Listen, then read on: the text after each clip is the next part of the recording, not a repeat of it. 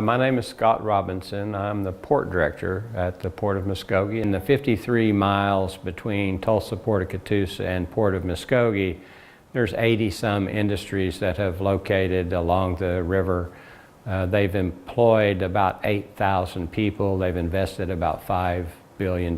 Just here in Muskogee along 3 miles of waterfront, we know what those impacts are. We have a dozen industries that have located here because of the waterway.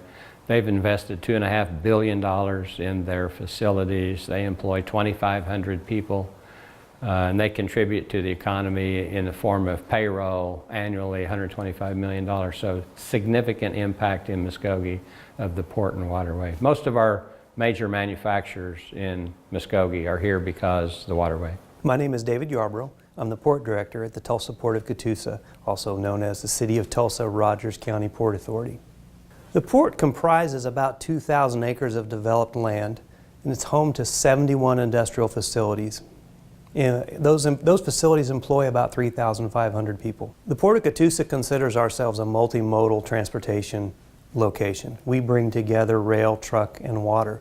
It's just a means of getting goods from A to B. Our customers, for the most part, don't care how you get it from A to B. They want to know how much it's going to cost and how long will it take. And so one of the things our industry excels at is using all the modes to fill that logistic pipeline. The U.S. Army Corps of Engineers does a fantastic job of taking care of our waterway, but often they don't have the funding necessary to do preventative and upkeep. So we advocate for the proper funding or the adequate funding for the Corps of Engineers to take care of the waterway. The ports themselves collaborate. We travel to Washington, D.C. a couple of times a year together. The issues that we work on are issues that are common to all of our needs. And so if we weren't working together, I don't think our river would be nearly as successful as it has turned out to be. When you travel around the country, people are usually surprised at how closely our public ports work together. So I think in maybe other parts of the country there's a lot more competition between the ports.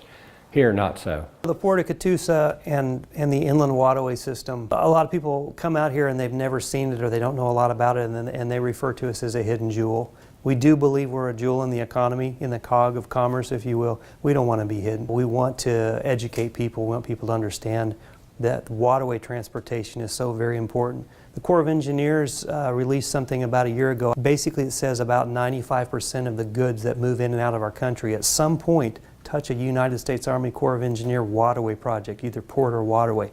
20% of our gross domestic product and a third of our workforce is affected by that. So waterway transportation affects our lives in ways we don't even understand, whether it's the food that we consume, the products that we buy, appliances and furniture in our homes, or whatever. 95% of that stuff has been on the water. So it's a very important part of our transportation mechanism, and we just want people to understand that it's here, that it's available, and unlike the highways and the rails, we have the capacity to add more commerce to the river.